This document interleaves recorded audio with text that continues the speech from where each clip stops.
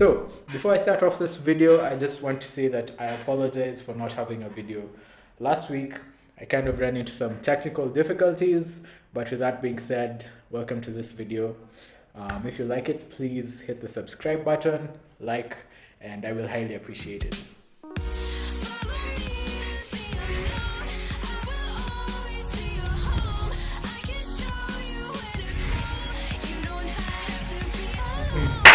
What's up? Hey guys, what is up? Welcome to the video. Today I have a special guest, Alan Jeremy. This video is going to be kind of the interview type of videos.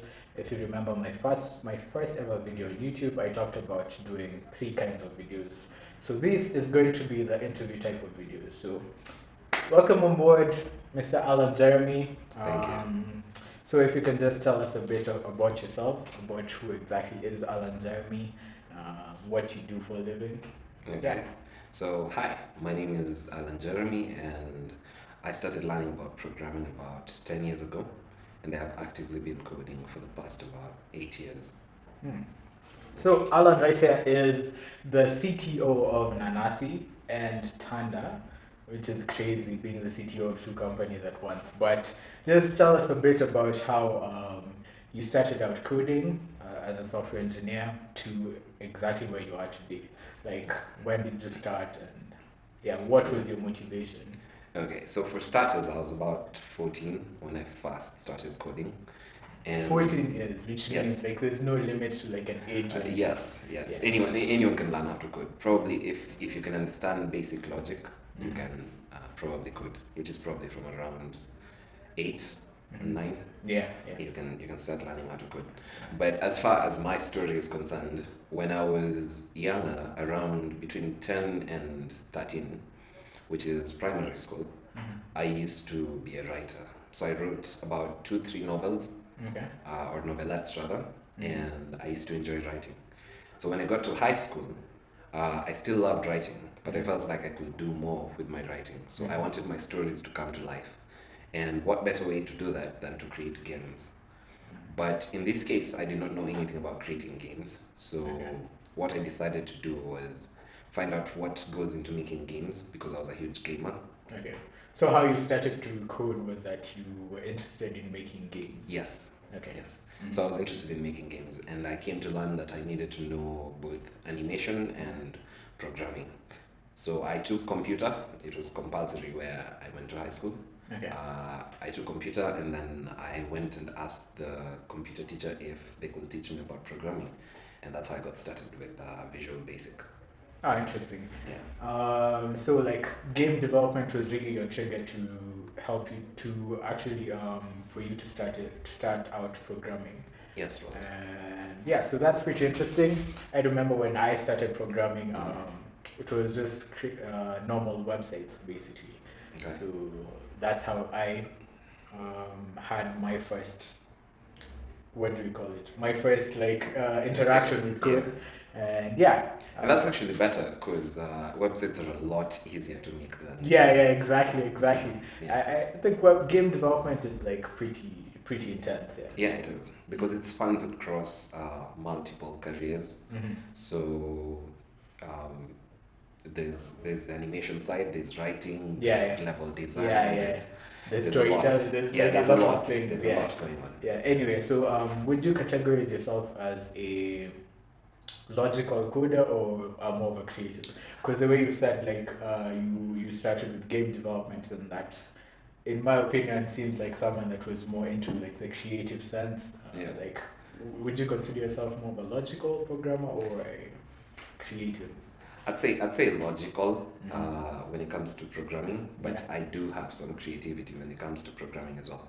But more of a logical person Mhm. when it comes to programming, and then when I move to things like animation and writing, then I become a creative person. Mm. But Great. yeah, So you feel like you have both aspects, both Yes. logical and both creative. yeah, I've always been a huge fan of math. Mm-hmm. So yeah, math has been one of my strong points since I was Yeah. a child. Math and languages, which is logic and creativity.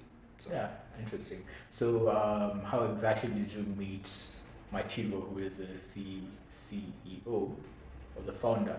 should I say, the founder of Nanasi. Right. Yeah. So we actually went to primary together, Mhm. but we were not going to work together on anything at all. Mhm. But then, as it turns out, he knew that I did some tech stuff, Okay. and the way that he knew this was because there was some word going around Mhm. that, oh, there's this guy who does some tech stuff. Yeah, yeah. So I was this guy. Yeah.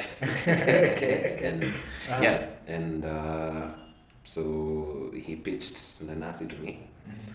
and shortly afterwards, I did see the potential, so I accepted his offer to build, first of all, build the product as well as supervise other developers. Okay, crazy. And Yeah. how is it? What's your experience being like a CTO, which is like the highest rank you can possibly be as a technical guy in a company? Like, is it challenging to you, or is It it? is. Yeah. It is. And the reason actually being, I don't think for you to be the CTO, you have to be the best person in terms of tech, Mhm. but you have to be someone who's really good at a lot of things. Okay. So one of the most important things of that role, Yeah. that you need to know in that role, Yeah. is people skills. Mhm. This is not Yeah, the it's crazy because Yeah. also me, like when I was starting out to code, I used to think that software engineering is just all about coding, and Yeah. I would go hard and just building projects and projects, but Yeah, that rarely works out. Mhm. So unless you're working on your own. Yeah. But yeah, so people skills are very important. You need Okay. to be an effective communicator. Most people who are developers are not effective communicators. So Mhm. yeah, and then you also need to understand business, which Okay. most developers don't. Mhm. So you need to be able to communicate business goals in language that Yeah, developers in will a clear understand, way, yeah. and you need to communicate the developer goals to Mhm. the business Yeah, side to the of business things side, yeah. in terms that the business guys will understand. And then Yeah. you also need to take care of all the developers fulfilling the business goals. So it's actually less about the coding and more about the people skills and knowing a lot about things. So you also need to know about software architecture and the different technologies, the advantages, Yeah, disadvantages. Like I feel like the role of a CEO, of a CTO, sorry, you Yeah. need to like have an overall vision of the whole structure of the software and that kind of stuff. Exactly, as well as the business and company structure. Yeah. So yeah, Mm. so that's yeah. Okay, interesting, interesting. Okay, so we're just going to talk about a couple of things that are happening in the tech arena now, and we can just share our thoughts and opinions on it. So, I think it's about 2 months ago, I'm not Mhm. pretty sure, but Andela, which Yeah. is a company that was like recruiting junior developers and then training Yeah. them and then placing them in jobs, I'm familiar. they let go of 400 junior developers. Yeah. So, like, what's your opinion on that? First of all, I believe that it was a business move, and they were prioritizing profits of providing Yeah. employment, Yeah. obviously. And yeah, I personally feel like as a developer, you should at least try and do your own things before you get a job. Mhm. So that way, even if your job fails, you Yeah. you can come up with something and sustain yourself. Yeah. So yeah, my So- thoughts are that it's unfortunate what happened, but the people who did lose their jobs, Yeah. for those that actually learned how to code on their own outside the work environment, Mhm. I think they'll be just fine. And it was them maximizing on profits, and that Yeah. just goes to show Yeah. you that sometimes people don't care about your interests; they only care about their Yeah, well, that's interesting because it's not exactly about like the job opportunities. It's not like the job Yeah. opportunities weren't there. Like there are lots of jobs for even junior developers, Yeah. but the thing is that where they were at their journey, they had to like prioritize what was bringing them profitability, which is exactly what runs a business. Yeah. And junior developers generally are slower developers. Yeah, yeah. And they make more mistakes, Yeah. which is exactly Yeah. what you do not want for and business. you have to live with those Yeah. mistakes and Exactly. So you're supposed to help them grow, Mhm. and helping them grow costs you money. Okay. So do you think that there's like a place in the market for like, all these 400 junior developers? Uh, First of all, I believe that they can probably create a lot of innovative solutions if they actually just took some time and thought about coming up with their own solutions. There's a lot of things that need to be created, and no one is creating them. Yeah. And Yeah. yeah, so if these junior developers decide to tackle actual problems in the world, then I believe they will first of all lead to greater economic growth. But not only that, they will also be creating other jobs for other people. Yeah. However, yes, there is room for them to get employment if they want to, but that won't lead to much economic growth compared to the entrepreneurship route. Interesting. Yeah. So, if you were in the feet of that junior developer out there that just got let go, and you're really passionate about software engineering as a career, what would be like your next steps? Your job is gone, yeah.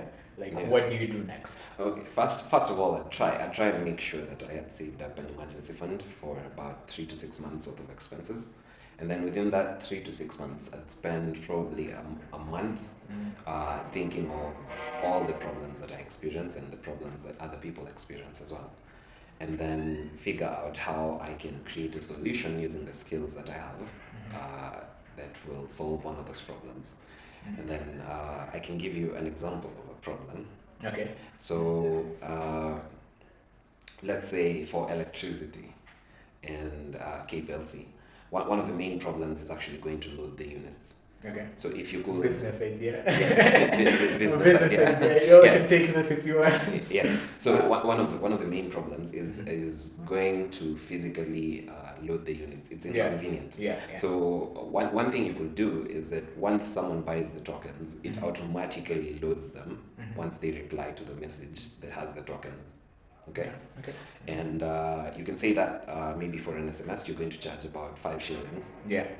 And then after all the cuts and revenue share, Yeah. that means you'll probably have about 3 shillings to your pocket for every person that loads units. Yeah. I can guarantee you every single day, Definitely. every single day, Yeah. there's at least there's at least 1 million people loading electricity. Yeah, and that's pretty interesting. But Yeah. let's say, because not everyone is like really has the entrepreneurship kind of mind, and I see that you are really entrepreneurial driven. But there's some people who are just let's say the route that they see is just getting a job or that kind of stuff. Right. What would you say for those? Yeah, actually, so it's either you're going to create something, or if you're going to get a job, what I personally will do if I were in that person's shoes is I will spend. I have about 3 to 6 months worth of expenses. Either that, or you move back in with your parents, and you spend a month studying the fundamentals of computer science. So data structures, system design. Let's say algorithms, complexity, all those things. So you study all those things, the fundamentals, and then once you have done that, then it's much easier to apply for jobs, even in companies that are not within the country. That increases your chances of exactly. Yeah. So you can use a company called Triple Byte, and this is not sponsored, but you can use a company called no sponsorship. yeah, you can use a company called Triple Byte, and they basically allow companies abroad or in the States to hire developers from all over the world. So if you want a remote job, then knowing the fundamentals of computer science will give you an edge over a lot of people. Okay, so basically what you're saying is if they are job oriented, so that means they want to get a new job, what they do is just go ahead and learn some new skills and improve their current skills. And mostly, I can't emphasize this enough, study the fundamentals of computer science, because most people can code, but if you ask them what a linked list is or what a hash map is, they probably have no idea what that is. So understand your data structures and algorithms and system design, and once you do that, then you become a lot more approachable from a market perspective. Okay, nice. So, this video turned out to be quite longer than I expected, so we're going to have 2 segments. part A, which is what you're seeing here, and then part B is going to be another video. Anyway,